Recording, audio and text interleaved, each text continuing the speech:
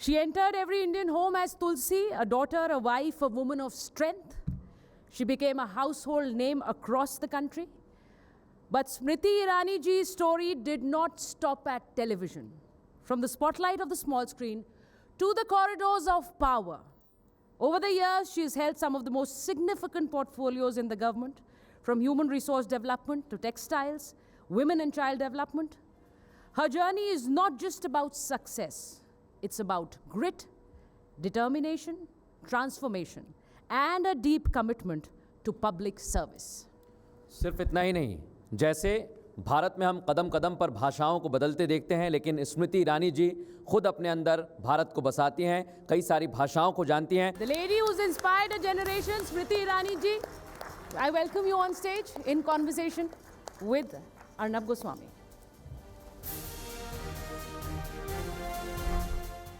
स्मृति ईरानी जी नमस्कार, और हमारे इस राष्ट्रवादी समूह में आपका बहुत बहुत धन्यवाद आ जाने के लिए. धन्यवाद. और पिछली बार भी आप हमारे कैंपस में आई थी, बहुत जल्दी आपको जाना पड़ा था. आज आपको हमने इसलिए रोक रखा था क्योंकि कई लोग आपको सुनना चाहते हैं. हम चाहते थे कि आप स्पीच दें, मगर आपको लगता है कि संवाद बेटर होगा, तो I will try my best. और हमारे जितने लोग हैं स्ट्रीमिंग में देख रहे हैं, टेलीविज़न पर देख रहे हैं, और आपको नए अवतार में भी आजकल टेलीविज़न पर देख रहे हैं, कई लोग looking forward to her return, और actually it's happened as the original and only Tulsi. So big round of applause to you for that. Thank you. Because बहुत कम लोग हैं जो who manage their professional life in politics and outside as well. I think that's great.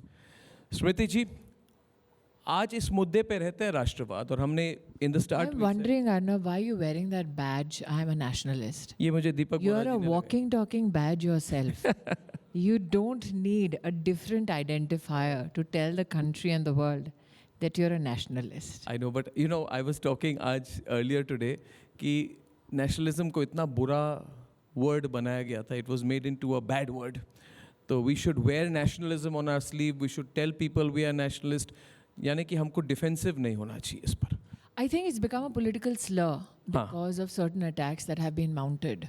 And people need to recognize that this is not a war cry. It is a wake-up call for every Indian. आज के भारत में और 10-15 साल पहले के भारत में एक फ़र्क है.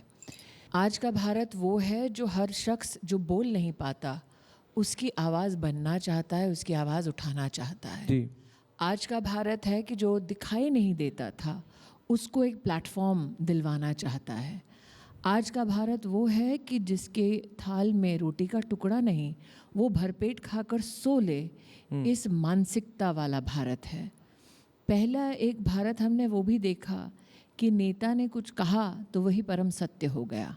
आज का भारत वो है जो हर दिन अपने लोकतंत्र को टेस्ट करता है कि क्या वो साधारण नागरिक जो भारत और भारत के प्रति भूमिका को या भारत के प्रति आस्था को व्यक्त करता है, वो क्या लोकतांत्रिक संवैधानिक पदों पर बैठे कुछ चुनिंदा लोगों से या सबसे सवाल कर सकता है, और क्या उस सवाल का जवाब मिलता है.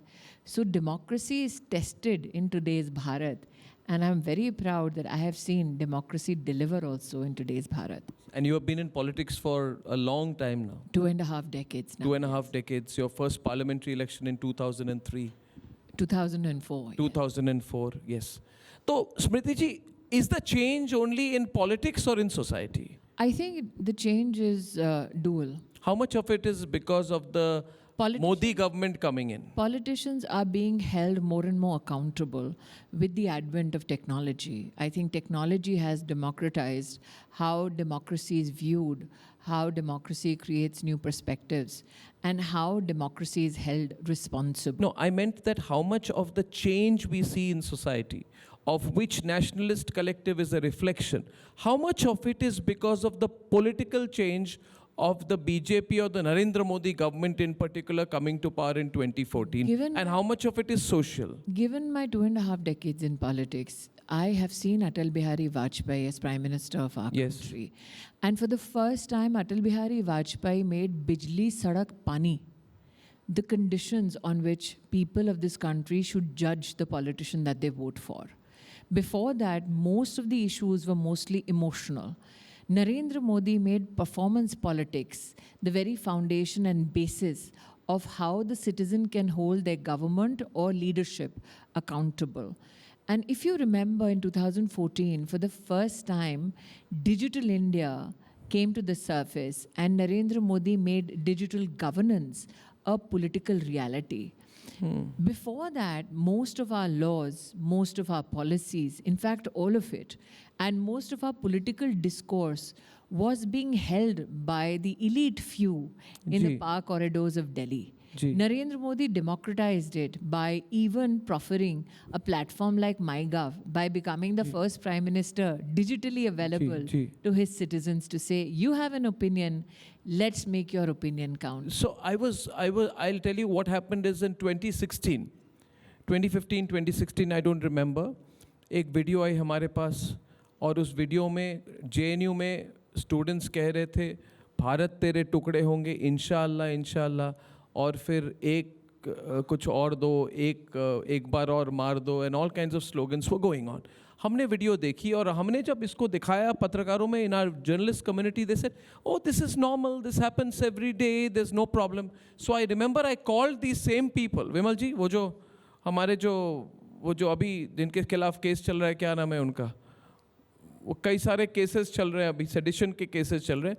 दे केम टू, हाँ, उमर खालिद, हाँ उमर खालिद, और वो मेरे प्रोग्राम में आए, टाइम्स नाउ में था, और उन्होंने दे जस्टिफाइड इट. उन्होंने कहा this is freedom of expression and it is normal, और नॉर्मलाइज हो चुकी थी. जो आपने आपको याद नहीं होगा अर्नब जी, आप एडिटर थे, मैं आपके कार्यक्रम में एक शाम आप आई थी जब CRPF के 70 से ज़्यादा जवानों को मौत के घाट उतारा गया था नक्सलियों द्वारा, और तब भी UPA के कार्यकाल में इस बात को रैशनलाइज किया गया था कि वर्दी पहनते हैं तो इनको स्वीकार्य है कि ये मरेंगे, शहादत देंगे, और वो नॉर्मलाइज हो गई थी. और अरुंधति रॉय कहती थी कि जो माओवादी हैं ये गांधीयंस विद गन्स हैं. इनकी पूरी एक इंटेलेक्चुअल जस्टिफिकेशन हो गई थी. और बाकी लोग, जितने लोग हैं इस ऑडियंस में, जितने लोग राष्ट्रवादी है, जिन्होंने आज नेशनलिस्ट कलेक्टिव का बैज पहना है, बहुत लोग उस समय चुप रहा करते थे, बिकॉज माना जाता था कि इन इंटेलेक्चुअल, कोट अनकोट इंटेलेक्चुअल था नहीं, इन इंटेलेक्चुअल उलझनों में मत पड़ो, नौकरी करो, सीधी सादी जिंदगी निभाओ, पॉलिटिक्स में मत घुसो, सामाजिक इश्यूज पर ज़्यादा मत बोलो, जब तक. और फिर चेंज आ गई क्योंकि हैशटैग का ज़माना आ गया था. उस समय हमने एक हैशटैग मैंने बनाई जो आजकल काफ़ी पॉपुलराइज हो गए, प्रधानमंत्री जी भी उसका यूज़ करते हैं, टुकड़े टुकड़े गैंग. तो मैंने इनको देखा और कहा कि टुकड़े टुकड़े, भारत तेरे टुकड़े. तो मैंने बोला टुकड़े टुकड़े, और मैंने गैंग कहा क्योंकि इनको तो सोसाइटी या ग्रुप या कलेक्टिव नहीं कहा जाता, ये एक माफिया की तरह ऑपरेट करते हैं. ये टुकड़े टुकड़े गैंग है.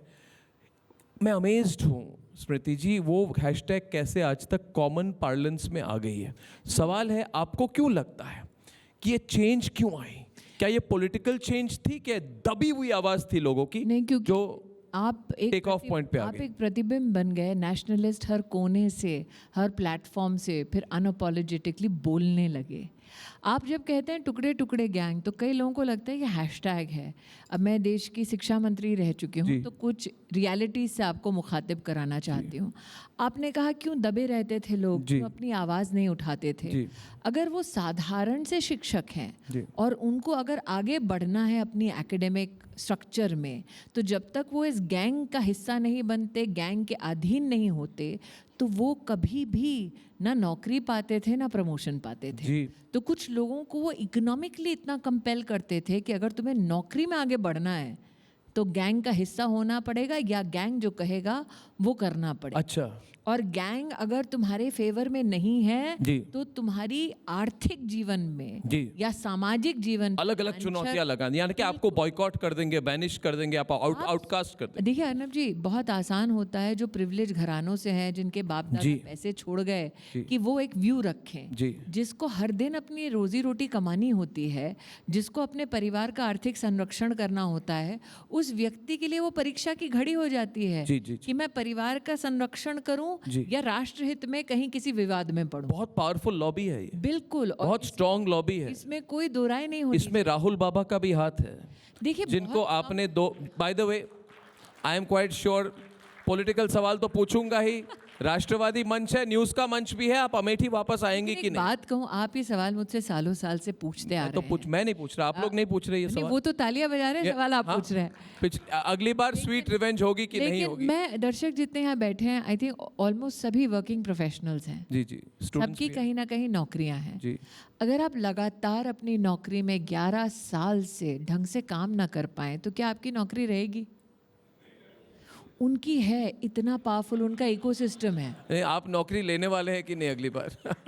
सवाल ये। नहीं, मैं आपको बड़ा गंभीर एक मुद्दा बता, नहीं, मैं सीरियस सवाल वो पूछ रहा हूँ। कैसे सर्वाइव। ये वायरल मोमेंट है, आपको कहना नहीं, पड़ेगा, वो तो आपको मुझे मालूम कमिटमेंट है। देनी पड़ेगी। आप और मैं मंच पे आते हैं, वही वायरल मोमेंट है। तो बताइए। और अगर आपको ग्लोबल वायरल मोमेंट बनाना है तो आप में और मध्य में मिस्टर गांधी हो जाएं तो मैं फिर नहीं। गांधी जी के साथ में, ये राहुल बाबा के साथ 2014 में मैं बैठा था, तो मैं तो चुप रहा पूरे इंटरव्यू। मैं तो ये जानना चाहती हूँ कि पीछे से इशारे कौन कर रहा था कि क्या इशारों बोला की जाए, जरूरत क्या नहीं है, वो अपने आप को इशारा करते हैं, वही एक इशारा है।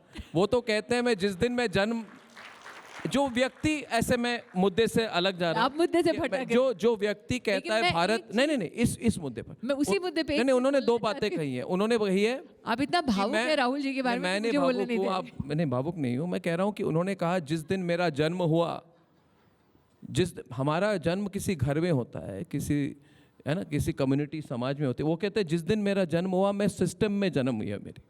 मैं समझ नहीं पाया। वो कहते जिस दिन मैं जन्म हुई है, मैं तब से सिस्टम में हूँ। ये कौन सी विचित्र सिस्टम है? नहीं, लेकिन अर्नब जी, इसको हल्के में नहीं लेना चाहिए। मैं नहीं लेता। मैं इसलिए कह रही हूँ, हम सब यहाँ मजाक में हंस रहे हैं। आप सोचिए एक व्यक्ति का विश्वास कितना अडिग होगा कि उसको पता है कि वही सिस्टम है। ये कोई हल्की बात नहीं है। और उस व्यक्ति को ये पता इसलिए है क्योंकि बार बार सिस्टम ने उसे प्रमाण दिया कि हाँ तुम ही हो। जी, उस व्यक्ति को एक दिन भी संघर्ष नहीं करना पड़ा। वो व्यक्ति आज भी अडिग है। आप भले ही कहें कि 16 में बोला भारत तेरे टुकड़े होंगे, कोई भी राजनेता क्या किसी यूनिवर्सिटी में जाकर ये बोलकर राजनीति फिर किसी देश में कर सकता है? नहीं वो नहीं, आज भी उन्होंने कर कहा रहे हैं। कि उन्होंने कहा केम्ब्रिज यूनिवर्सिटी में जाकर कहा कि India is not a nation, was never a nation, will never be a nation. ना भारत कभी राष्ट्र था, ना है, ना तो रहेगा। अगर नहीं ये है इनकी तो फिर फॉर्मल चुनाव क्यों स्टेटमेंट। लड़ते हैं वो? देखिए, सोच देखिए, वो कहते हैं भारत यूरोपियन यूनियन की तरह है। मुझे ये जो मोहब्बत की दुकान की डेंजरस थिंकिंग है, आई रियली फाइंड मैं इट वेरी आपको एक डेंजरस। और उसका भाग पूछती हूँ। वो लोग कौन है कि ये सब जानते हुए भी फिर भी उनको वोट दे रहे हैं? आप आपको ये बताइए, भी आप लड़ सोचना चुकी हैं चाहिए। उनके खिलाफ। आपको ये भी सोचना चाहिए 140 करोड़ के देश में वो कौन है जो जानते हैं कि वो चाहते हैं भारत के टुकड़े हों फिर भी वोट देते हैं? वो कौन है जो जानते हैं कि ये कहते हैं विदेश में जाकर कि भारत एक राष्ट्र नहीं है फिर भी उनको वोट देते हैं? वो कौन है जो जानते हैं कि ये व्यक्ति कहता है ये लोकतंत्र नहीं है, सिस्टम है और मैं सिस्टम हूँ, फिर भी उनको वोट देते हैं? चिंता का विषय मात्र ये व्यक्ति, उनका परिवार, उनकी राजनीतिक पार्टी नहीं, वो लोग भी हैं जो इनकी कहीं ना कहीं काबिलियत पर विश्वास करते हैं। क्योंकि अगर काबिलियत का कहीं उदाहरण देना है तो उन्होंने उदाहरण क्या दिया है कि यूनिवर्सिटी में जाकर बोलना टुकड़े होंगे? देखिए, जोड़ तोड़ की राजनीति तो पॉलिटिशियंस करते हैं। मुझे लगता है सबसे बड़ी चैलेंज देश में है जातिवाद, और दूसरी बड़ी चैलेंज है रिलीजियस और एनी कम्युनिटी अपीसमेंट, तुष्टीकरण की राजनीति। ये दो सबसे डेंजरस ट्रेंड्स हैं। क्या आपको लगता है स्मृति जी, कभी कभी हम बैठकर भारत की उन्नति देखकर, जीडीपी ग्रोथ, पर कैपिटा, विकसित भारत की बात करते हैं, मगर जो फ्यूचर जनरेशन्स के लिए भारत कैसा रहेगा? Will we remain united? What keeps us united? हमको मतलब एकजुट रहने की एक डेली प्रयास करनी होगी। क्योंकि मैं आपको फ्रैंक बात कह रहा हूँ, मैं आसाम से हूँ। आसाम की डेमोग्राफी बर्बाद हो चुकी है, आपको पता ही है। आसाम में बांग्लादेश सराउंडिंग सारे एरियाज़, आजकल वहाँ पे डेमोग्राफिक शिफ्ट इतनी हो गई है कि जो लोकल एसएमईज़ है वो रह नहीं पा रहे हैं। जो डिस्ट्रिक्ट से मैं आता हूँ वो अभी 75% मुस्लिम पॉपुलेशन वाली डिस्ट्रिक्ट बन चुकी है। ये मुस्लिम पॉपुलेशन ऑर्गेनिक ग्रोथ नहीं है, बांग्लादेशियों की ग्रोथ है, और टेक ओवर हो चुके हैं वहाँ पे। आज आप आसामी बोलेंगे तो आपको टारगेट किया जाएगा, और अगर आप वहाँ पे तिरंगा लहराने की कोशिश करेंगे, कई जगह है जहाँ पे वो अलाउड नहीं है, कई जगह है जहाँ पे कहा जाता है कि शुक्रवार को छुट्टी होनी चाहिए। देखिए, the fact of the matter is this, that our unity, is always under threat. क्या हम अपनी यूनिटी को टेकन फॉर ग्रांटेड रखते हैं? think one has एनसीआर में बैठ के, मुंबई में बैठ one के has हमें to be लगता है very cognizant of 2-3 facts, Tell me. Arnab.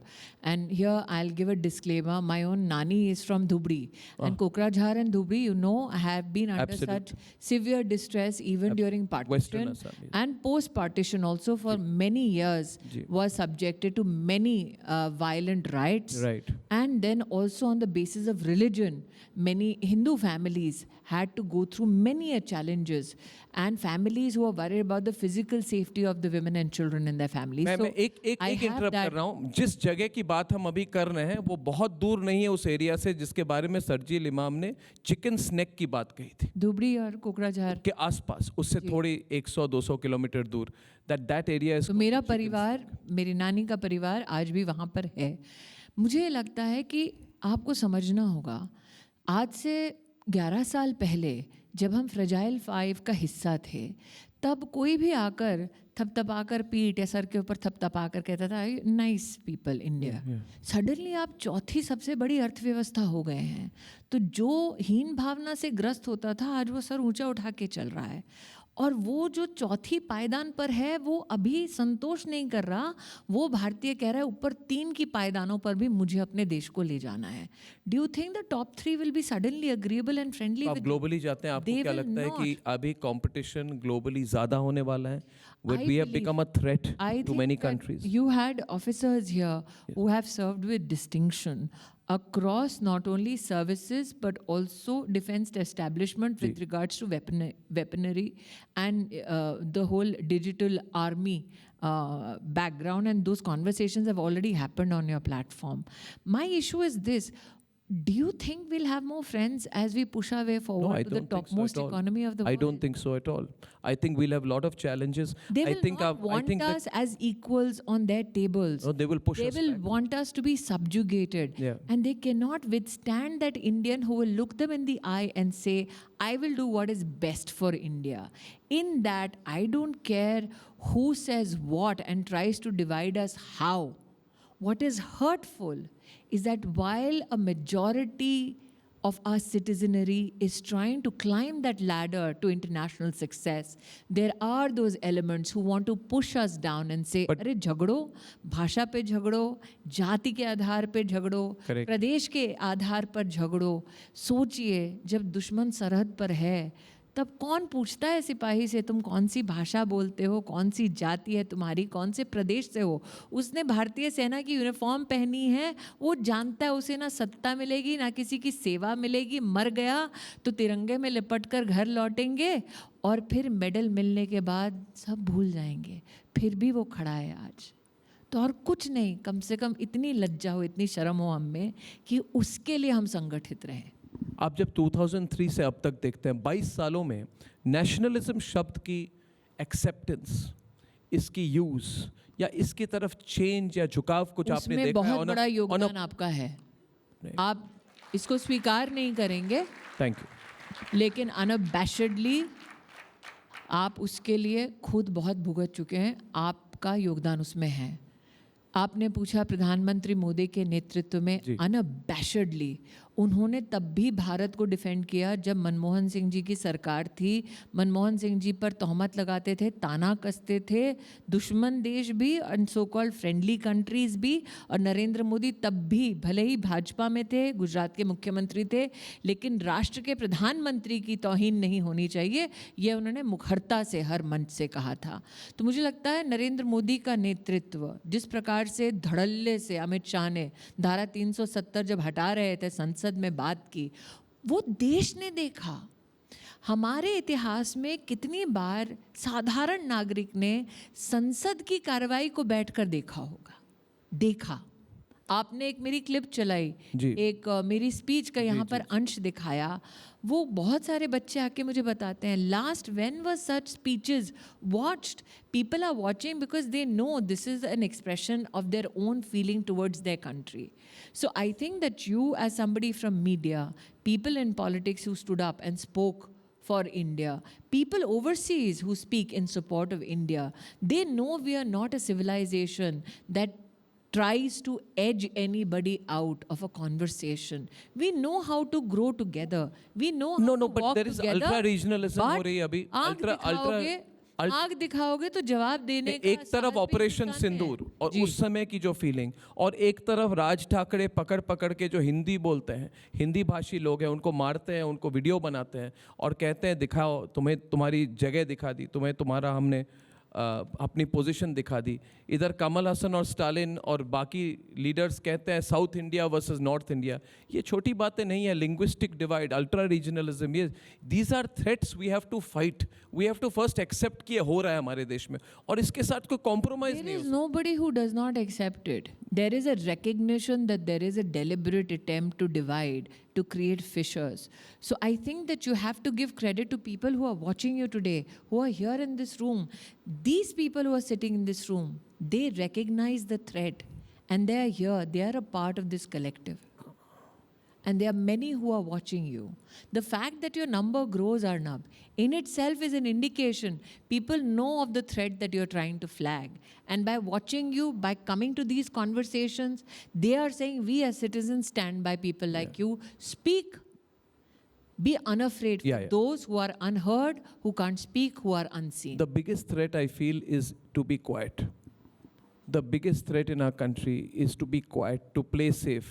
और कोई कोर्ट कचहरी के चक्कर में नहीं जाता है। स्मृति जी, हमारी लेकिन अन्ना, nobody ये wants to हकीकत है। pick up a fight. देखिए, you cannot hold a grudge against that ordinary citizen जो genuinely कोर्ट कचहरी के चक्कर नहीं काटना चाहता, So what जो can somebody genuinely do? झगड़े में नहीं पड़ना चाहता।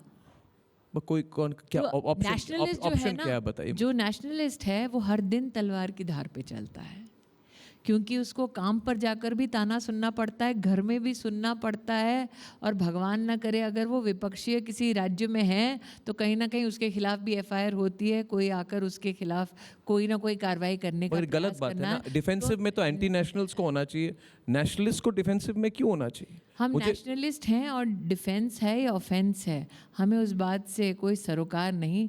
जब तक हम जैसे लोग हैं तब तक ना सिर्फ ऐसे कलेक्टिव बनते रहेंगे बल्कि प्रखरता से आवाज़ उठती रहेगी। बहुत हमें बढ़िया। ये नहीं पूछना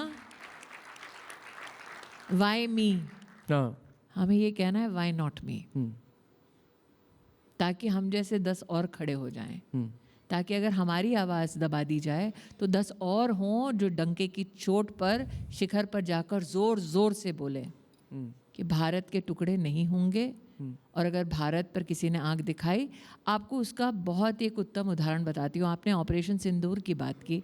चंडीगढ़ में एक कलेक्टर ने एक निवेदन किया सार्वजनिक कि हिंदुस्तानी सामान्य आकर क्या थोड़ी मदद कर सकता है। स्टेडियम से 10,000 लोग भर गए जो एक दूसरे को जानते भी नहीं थे, लेकिन खड़े थे वहाँ। क्यों? क्योंकि हिंदुस्तान ने हिंदुस्तानियों को बुलाया कि आओ थोड़ी मदद कर दो, ऑपरेशन चल रहा है सरहद पर। That is India. They do not participate in a 9 o'clock debate. They do not talk about oxymorons like Gandhians with gun. Gandhian They with don't. They live nationalism. They turn up when your country calls. They are not uniformed personnel. They turn up. And लोग कहते हैं शहरों में आपको ऐसा nationalism नहीं दिखता। चंडीगढ़ के उस उदाहरण ने कह दिया क्या शहर क्या गांव। वो नेशनलिस्ट कौन है अर्नब? वो जो सरहद पर घर बनाकर आज भी गांव में रह रहा है, जिसकी शेलिंग चल रही है। आपने रिपोर्ट की थी, शेलिंग हो रही है। वो कह रहा कोई बात नहीं जी, हम लड़ रहे हैं, लड़ते रहेंगे, हम गांव छोड़कर नहीं जाएंगे। कुछ ऐसे लोग आपने उनको टेलीकास्ट में दिखाया है जिन्होंने कहा बीवी बच्चे घर में माँ, उनको हमने सिक्योर जगह पर रख दिया जी, मैं घर नहीं छोड़ रहा क्योंकि मुझे सरहद नहीं छोड़। हमने पुंछ में रिपोर्टर भेजा, वहाँ पे एक सब लोग चले गए थे, एक बूढ़ा आदमी वहाँ पे था। हमारी रिपोर्टर हर्षा उनके पास गई, कहा आप क्यों जा रहे हैं? कहते मैं कुछ नहीं जाने वाला। बोले शेलिंग हो रही है, गांव वाले चले गए। बोलते मुझे गांव में ही कंफर्टेबल लगता है, इधर ही सेफ लगता है। और एक तरफ है रॉबर्ट वाड्रा जो कहते हैं हिंदुत्व के कारण आसिफ मुनीर ने पहलगाम करवाई।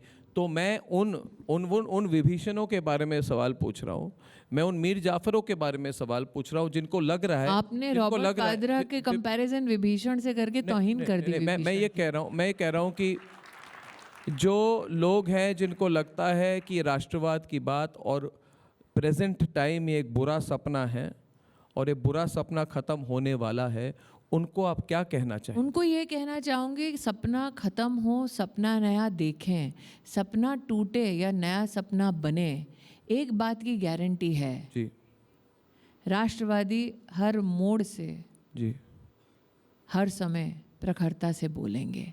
अगर उन्हें लगता है वक्त बदलने से हमारा स्वभाव बदल जाएगा तो ये उनकी गलत फहमी है। तब भी कहते थे जब सत्ता उनके पास थी, अब भी कहते हैं जब सत्ता राष्ट्रवादियों के पास है, और आने वाले कल में भगवान न करे, भगवान न करे, आने वाले कल में भगवान न करे, अगर उन्हें इस बात का गुमान है कि बागडोर उनके हाथ में आएगी तो जान लें कि रस्से का एक छोर हमारे हाथों में रहेगा। स्मृति जी, आप इतनी लो प्रोफाइल आपको नहीं होना चाहिए। मुझे लग रहा है जो अर्नब के साथ बैठ जाए वो कैसा do low agree with me? profile? आप अग्री करते हैं मेरे साथ? मुझे लगता है कि स्मृति जी थोड़ी ज़्यादा लो प्रोफाइल हो चुकी हैं। वैसे बहुत शी इज अरे आल्सो पहले हाई प्रोफाइल थी तब मुसीबत थी, अब लो प्रोफाइल हो तब मुसीबत है। तो आपको प्रोफाइल से मुसीबत है कि स्मृति ईरानी से मुसीबत है? मुझे याद है कि जिस बार पिछली बार जब आपने इसके पहले वाली बार 2019 में जब आपने बिग मार्जिन के साथ राहुल गांधी को आपने हराया था, तो हम खोज रहे थे कि स्मृति ईरानी कहाँ है। हाँ, आपकी ऑडियंस को बता दूं, मैं एक्चुअली उस दिन आराम से म्यूज़िक सुनते हुए अपने कमरे में बैठी थी। मैं किसी से मिल नहीं रही थी, मुझे आके बताया जा रहा था काउंटिंग में क्या हो रहा था, क्योंकि मैंने कहा मैंने अपना काम कर दिया, अब जब आएगा परिणाम तब देखी जाएगी। शायद मिस्टर गांधी का कोई प्रेस कॉन्फ्रेंस हुआ, अचानक फ़ोन पे चिल्लाते हुए मुझे अर्नब गोस्वामी सुनाई दिए कि आप कैसे चुपचाप बैठ सकती हैं, हिस्टोरिकल मोमेंट है। मैंने कहा भैया काउंटिंग तो होने दो। उन्होंने कहा काउंटिंग छोड़िए, सामने से मुझे व्यक्ति याद ने है, मुझे कंसीड याद कर है। लिया है। मुझे याद तो है। मुझे सौभाग्य प्राप्त हुआ है चिल्लाते हुए अर्नब गोस्वामी की आवाज़ फ़ोन पे सुनने का। नहीं, मुझे लगता है कि देखिए आपने ग्लोबल लेवल पर बहुत काम किया है, और मैं ऑडियंस को कहना चाहता हूँ कि ग्लोबल लेवल पर ग्लोबल ऑर्गेनाइजेशंस के साथ, मिडल ईस्ट हो, अमेरिका हो, आपने बहुत काम किया है बिहाइंड द सीन्स पिछले ट्रेडर्स ऑर्गेनाइजेशंस के साथ पिछले 10 महीनों में। एक आप अगर इसको साझा तरीके से समझा सकें कि आपको जितनी आपने ग्लोबल ट्रैवल्स की, आप देश का नाम ना लें, मगर भारत के खिलाफ किस तरह की षड्यंत्र हो रही है। क्योंकि मैं अगर षड्यंत्र के बारे में कहूँ तो बाकी मीडिया वाले कहते हैं कि Arnab Goswami is a conspiracy theorist. क्या हमारे खिलाफ षड्यंत्र है, और अगर है तो उसके 2-3 पहलू आप अगर हमारे साथ शेयर करें without naming countries, so that we are aware, so that the younger generation is more aware of what's going on. Firstly, to ensure that what I'm about to say doesn't get convoluted Right. and get trapped in the narrative of conspiracy, आप disclaimer let us because you want to speak to the younger generation, I want to, yes I want, and the younger generation Arnab will judge us on facts yes and not on rhetoric. जी, So what are the facts? That India is the largest consumption economy in the world. That's true, That India's demography is dominated by youthful energy. Yes, That India is one of those very rare countries, in fact the only one, which is a bridge between the global north and the global south. yes, yes. We understand the institutions of the global north, That's true. we understand the challenges of the global south, and now India presents itself as the bridge between two geographies. आप हिमाकत देखिए जब मैं ये बोलती हूँ, मेरा आप राष्ट्र का नाम नहीं लेना चाहते वो उचित है, क्योंकि कई राष्ट्रों के साथ वर्तमान नहीं, आप में ले सकती सरकार हैं, की मैंने बस- नहीं, मैं एक बहुत ही अनुभवी पॉलिटिशियन हूँ, मैं जानती हूँ मेरी सरकार आज कई राष्ट्रों के साथ कई मुद्दों पर वार्ता कर रही है। लेकिन मैंने ये भी देखा कि एक लोगों को गलत फहमी है कि दुनिया की सबसे ज़्यादा चुनौतियाँ महिलाओं की वो भारत में हैं। दूसरा, उनको ये गलत फहमी है कि दुनिया की सबसे ज़्यादा गरीबी भारत में है। तीसरा, उनको ये गलत फहमी है कि दुनिया में सबसे ज़्यादा जो अधीन हैं वो भारत में है। उन्हें इस बात को सुनकर मेरी बात कर्कश लगती है कानों में, जब मैं कहती हूँ कि हिंदुस्तानी औरत ना मजबूर है, ना किसी पर इतनी असहाय रूप से डिपेंडेंट है कि वो कामकाजी औरत है। सुन के कई बार लोग the sheer number of people in our country स्तब्ध रह जाते हैं। प्रधानमंत्री मोदी ने 25 करोड़ लोगों को गरीबी से उभारा। अंग्रेज़ कहते हैं 250 million.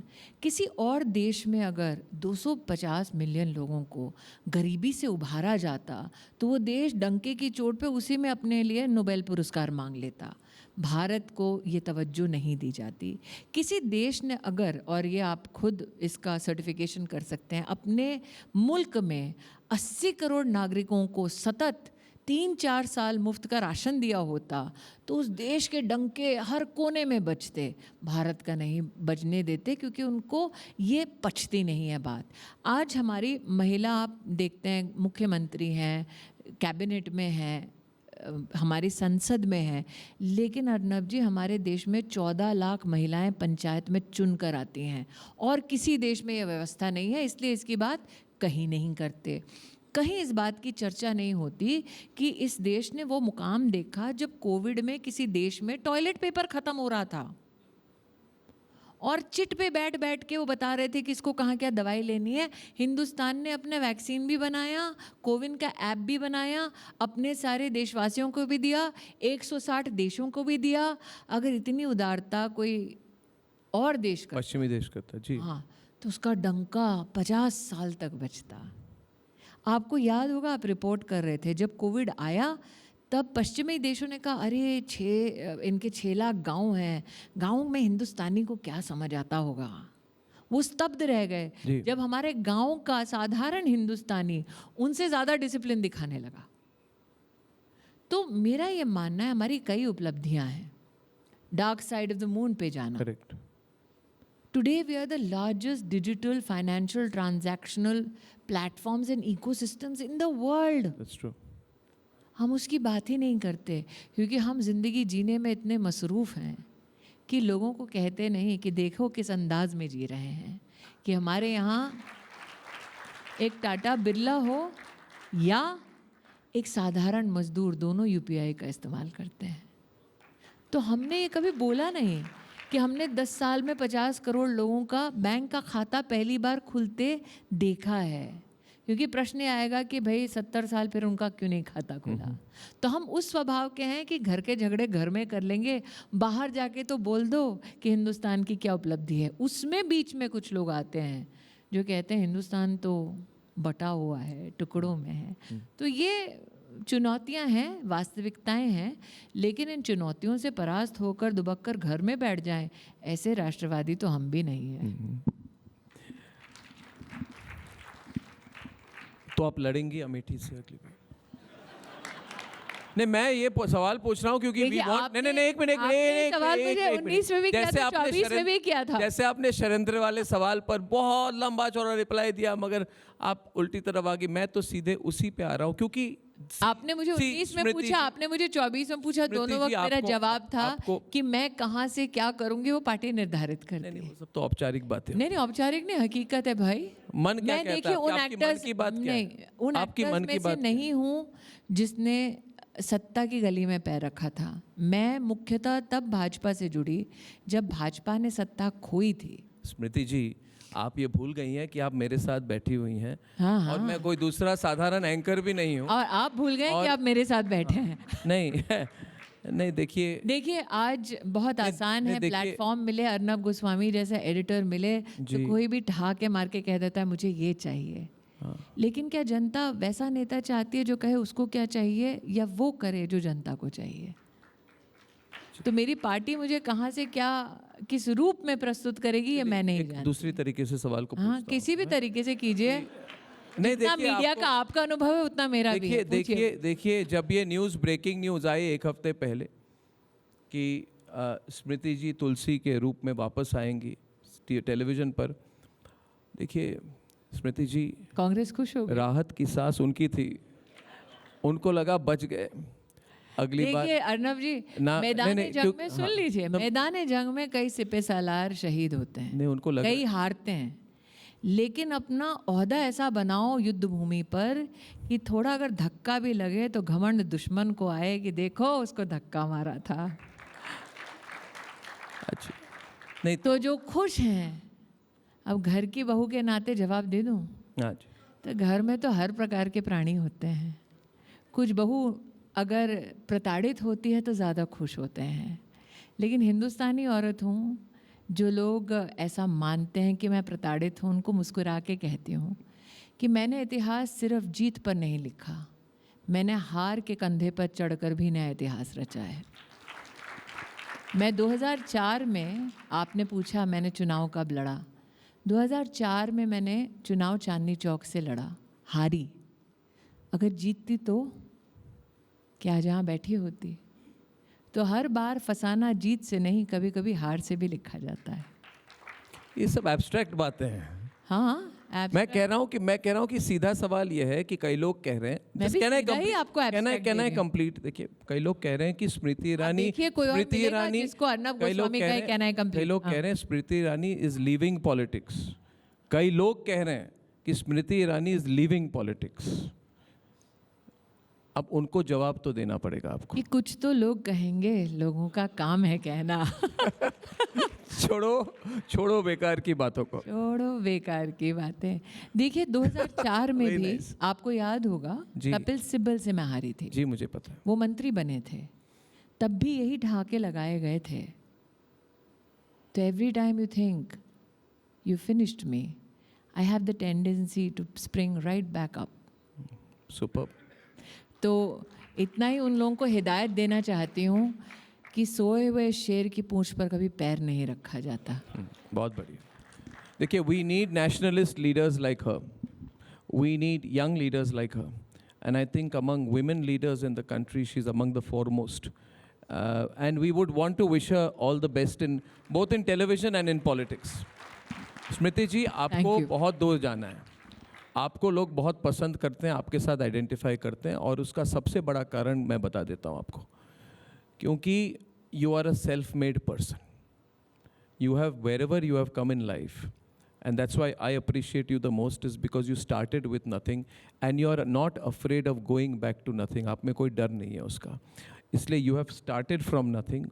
You are very popular today. I think lot of success will come to you both in the media world, where you're going back for So some you time, did and in ask politics. me, what is the one desire that Smriti Irani has? You did allude to the fact. अभी you were What dodging do you so many want- questions. मुझे लगा What मैं do you लोगों want के सामने politically? And you said तुम अकेली आई हो, तो जाऊंगी भी अकेली ही भाई। नहीं, मैंने ये सब नहीं कहा। मैं इतना फिलोसॉफिकल हुई नहीं। लेकिन नहीं, मैं थोड़ी हूँ। हाँ। लेकिन मुझे लगता है यहाँ जितने हिंदुस्तानी बैठे हैं वो इस बात से कहीं ना कहीं सहमत होंगे कि एक नेशनलिस्ट का सबसे बड़ा गौरव ये होगा अर्नब, कि वो तिरंगे में लिपट कर जाए। तो मैंने कभी यूनिफॉर्म नहीं पहनी, तो अगर देश का कानून तब ये इजाज़त देगा कि एक साधारण नागरिक तिरंगे में लिपट कर जाए, तो मेरे जीवन का ये सौभाग्य होगा, चाहे कुछ भी क्या हो, कि कहीं ना कहीं मेरे परिवार में इतनी क्षमता हो कि तिरंगा एक बार मेरी डेड बॉडी को छुआ दे। वो मेरा गौरव होगा। आप ये बातें, देखिए, आपने अपनी बात कही, अपनी ख्वाहिश रखी। हमारी ख्वाहिश है that you go very far in life, and we want you to be associated with nationalist collective and our own effort, जिसको हम राष्ट्रवादी समूह कहते हैं। सब लोग ये बैज पहन रहे हैं, कभी आपको भी एक बैज गिफ्ट कर दूंगा। आप भी इसके थोड़ा सा प्रोपोगेट करें। यू आर वेरी थोड़ा सा नहीं, पूरा। Very nice. See that's a but commitment. हम So batch. she is now part of the nationalist collective family. Thank you, Smriti ji. Thank you. It's a Thank you, privilege and Smriti an ji. honor It's to a speak to you. privilege and an honor to meet you today. Thank you.